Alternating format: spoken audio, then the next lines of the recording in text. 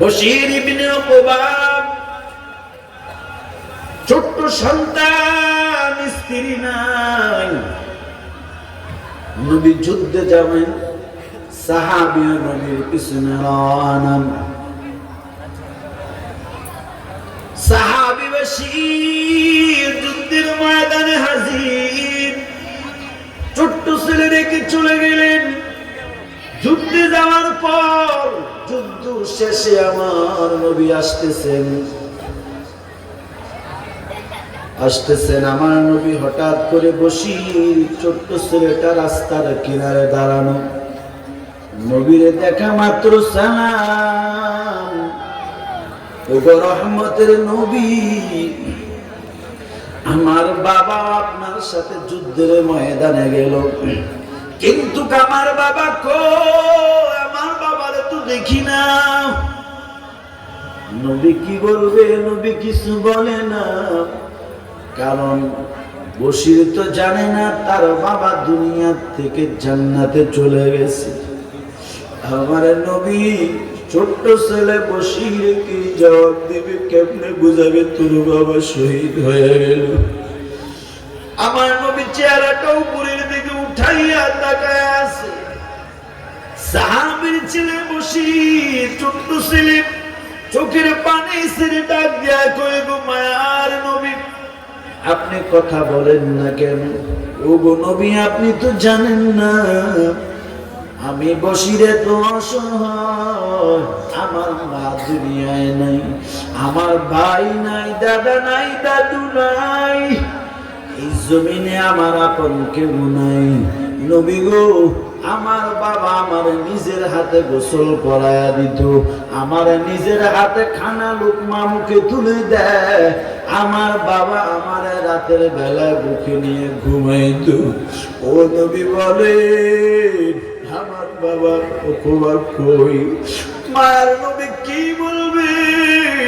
মায়ার নবী চোখের পানি ছেড়ে কয়, বশীর, তোমার বাবা আল্লাহর জান্নাতে চলে গেছে, তোমার বাবা দুনিয়ায় নাই। ওরে আল্লাহর গোলাম, দেখেন সাহাবায়ে কেরাম সন্তানের মাও করে নাই।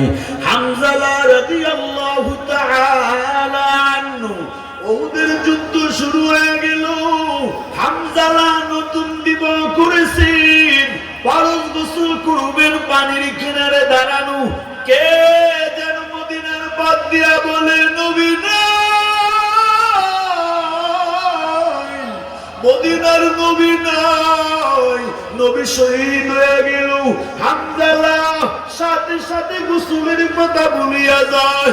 স্ত্রীর কাপড় দিয়া কই, দিদি তাড়াতাড়ি ঘরের ভিতর থেকে তরবারিটা দাও। স্ত্রী বলে, স্বামী গো, তরবারি দিয়া কি করবেন? বলে, শুধু দেখে যেন বলে আমার নবী শহীদ হয়ে গেল। স্ত্রী বলে, স্বামী গো, আপনি তো গোসল ফরজ। হামজালা ডাক দিয়া কই, বিবি গোসল করার টাইম নাই, আমার নবী যদি না থাকে আমি হামজালা কার জন্য গোসল করব? তাড়াতাড়ি তরবারি দাও। তরবারি নিয়ে হামজালা উহুদের ময়দানে চলে গেল। স্ত্রী পিছন দিয়া ডাক দিয়া কই, স্বামী দাঁড়ান, একটু শেষবারের মতো আপনার চেহারাটা একটু দেখাইয়া যান, যাতে কিয়ামতের দিন আপনার দেখলে চিনতে পারি।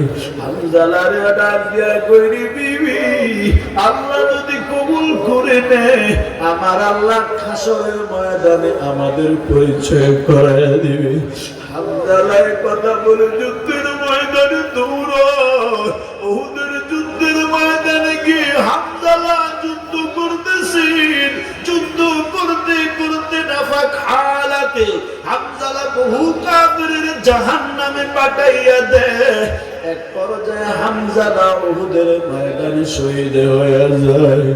আমার নবী যুদ্ধ শেষ, আমার নবী ডাক দিয়া বলে, ও সাহাবায়ে কেরাম, আমার কোন সাহাবায়ে কেরাম আমার জন্য আল্লাহর দ্বীন বাস্তবায়নের জন্য জীবন দিল, তাদেরকে জমা করো, এদেরকে আমি নবী জানাজা দিয়া দাফন করা হবে। তবে শহীদদের কোনো গোসল দেওয়া হয় না। হঠাৎ করে একটা মহিলা দৌড়াইয়া এসে কই মায়ার নবী গো সালাম। সব শহীদ আমার সাহাবীদেরকে বিনা গোসলে কবর দিবেন, কিন্তু আপনার সাহাবী হামজালার বিনা গোসলে কবর দিবেন না। আল্লাহু আকবার। কেন? ও আমার সাহাবী হামজালাম। স্ত্রী ডাক দিয়া কয় পয়গম্বর, আপনি উহুদের ময়দানে শহীদ হয়ে গেছেন। এই কথাটা শুনে আপনার হামজালা আর দাঁড়ায় নাই, ফরজ গোসল করার জন্য নদীর কূপের কিনারে দাঁড়া। কে যেন বলে আপনি নবী নাই। এই কথা শোনা মাত্র আমার স্বামী হামজালা আর দেরি করে নাই।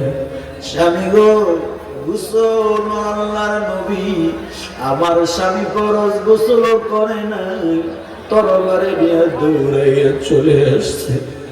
নবী গাজীর কাতারে তালাশ করে দেখলাম হামজালা নাই, শহীদের কাতারে হামজালা।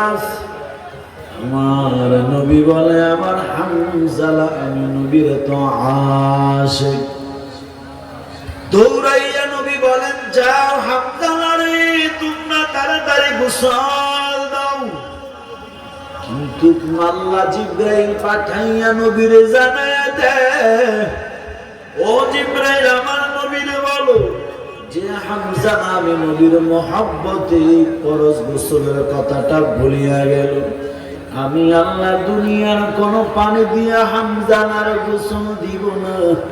আমি আল্লাহ হামজালার নূরের তৈরি ফেরেশতা দিয়া জান্নাতের বরকতে পানি দিয়া হামজালার গোসল দিয়েছি।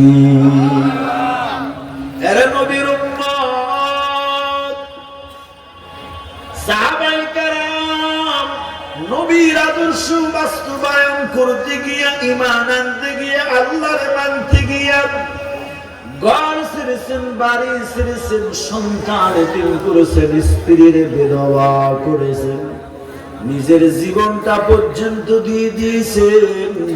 আন-নাবিয়্যু আওলা বিল মুমিনিনা মিন আনফুসিহিম। আল্লাহ বলে মুমিনের কাছে আমার নবীর দাম কত জানোনি? আমার নবীর দাম হলো মুমিনের কাছে নিজের জীবনের চাইতে অনেক দামি, ঠিক কিনা? قال النبي صلى الله عليه وآله وسلم لا يؤمن أحدكم حتى أكون أحب إليه من والده وولده والناس أجمعين। নবী বলেন তুমি ততক্ষণ মুমিন নাম হাত্তা আকুনা আহাব্বা ইলাইহি মিন ওয়ালিদিহি ওয়া ওয়ালাদিহি ওয়ান নাস আজমাইন। তোমার আওলাদ, তোমার আপনজন, মা বাপ, স্ত্রী, সন্তান এবং কি তোমার নিজের জীবনের চাইতে আমি নবীর মহব্বত যতক্ষণ পর্যন্ত অন্তরে বেশি না হবে ততক্ষণ পর্যন্ত তুমি পুরোপুরি মুমিন না, ঠিক কিনা? তুমি তো দাড়ি রাখলে কষ্ট পাও, স্ত্রী বলে দাড়ি রাখলে বুড়া বুড়া লাগে। স্ত্রী বেজার হবে এই জন্য যুবক দাড়ি কামায়, ঠিক নেই। বন্ধু বলে দাড়ি রাখলে তোর মোল্লা মোল্লা ভাব। বন্ধুর মত রক্ষা করতে গিয়ে দাড়িটা সপ্তাহে একবার সেলুনে গিয়ে টাকা, বাপের টাকা দিয়ে ক্লিন শেভ করো। অথচ আমি খুরশেদ আলম সিদ্দিককে যদি বলো 50 কোটি টাকা দিবা, হুজুর আগামীকালকে আমাদের এই সেলুনে গিয়া দাড়িটা ক্লিন শেভ করে ফেলেন।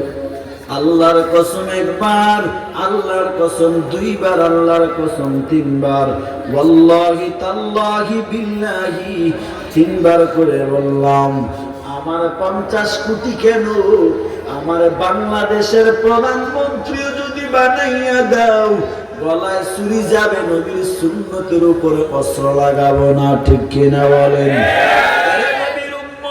তুমিও আল্লাহ মানো,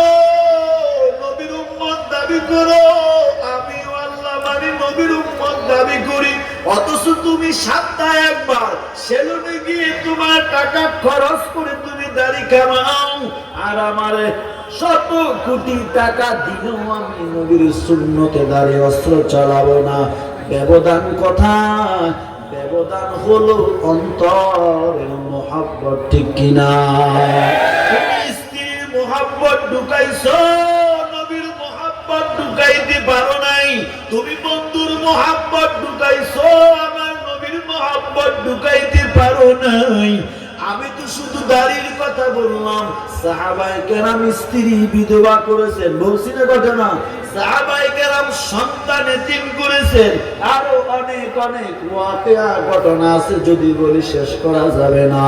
এরে নবীর উম্মত, বেলাল চাবুকের আঘাত সহ্য করেছেন, হায়াতের পায়ে রশি লাগাইয়া মরুভূমিতে টানা হলো, বুকের উপরে পাথরের চাপ দেওয়া হলো, জবানে লোহার শিক গরম করে লাগিয়ে দেওয়া হলো, এরপরও নবীর আদর্শ ছাড়ে নাই, ঠিক কিনা বলেন?